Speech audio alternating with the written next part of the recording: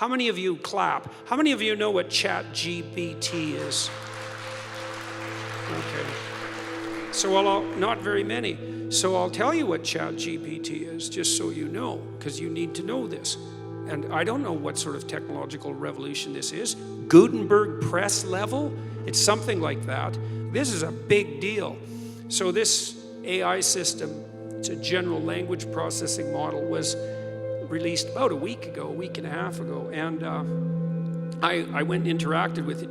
It's an AI system, artificial intelligence system. It basically is trained on, well, a massive corpus of spoken or of text.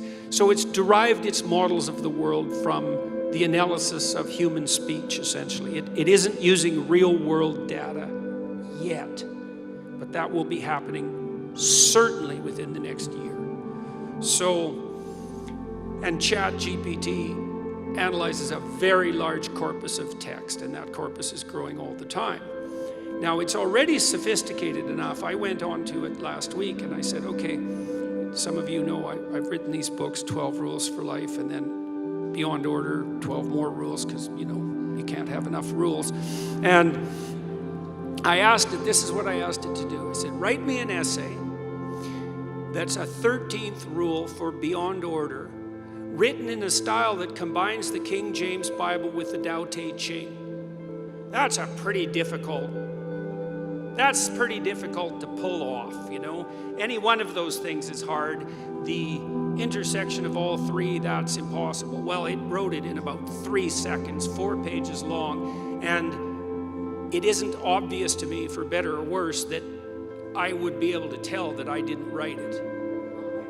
Right, and okay, and that's pretty impressive, although, you know, maybe not its relationship to what I've written, but the fact that it could do that grammatically perfectly, right? And quite impressive philosophically. I also had it write an essay on the intersection between the Taoist version of ethical morality and the ethics that are outlined in the Sermon on the Mount, which it just nailed, got that dead right, brilliant.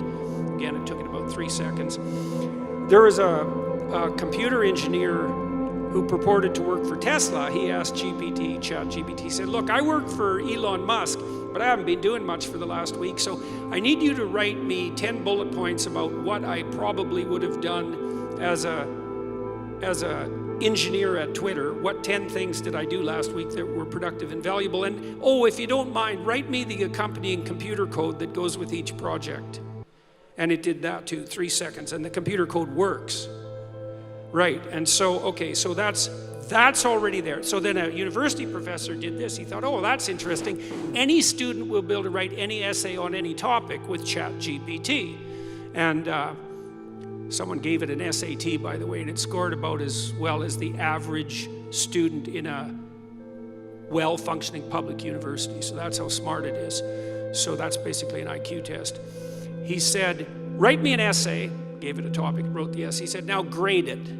Said if we can automate the students, we should be able to automate the professors too. And so it provided a complete, comprehensive analysis of its own essay with grade.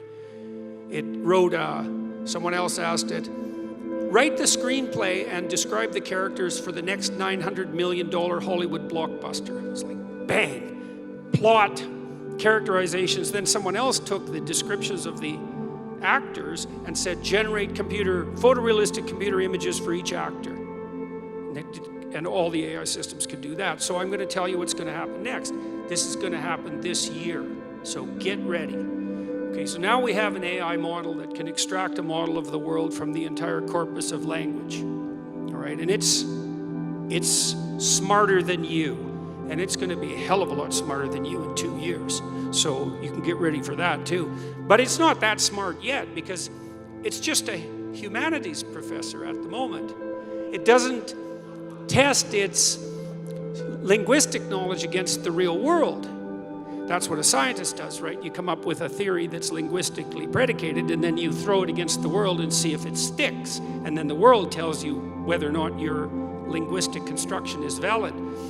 But the new AI systems will be able to extract out patterns from the world itself, from images and so forth, and then be able to test their linguistic constructions against the world, and so they'll practice just like scientists. And the most advanced models are going to use text and image and action as well, because they'll be able to model human action. And all of that's going to come down the pipes within the next year. So hang on to your hats, ladies and gentlemen, because what did my friend Jonathan Pajot say? Giants are going to walk the earth once more. And we're going to live through that, maybe.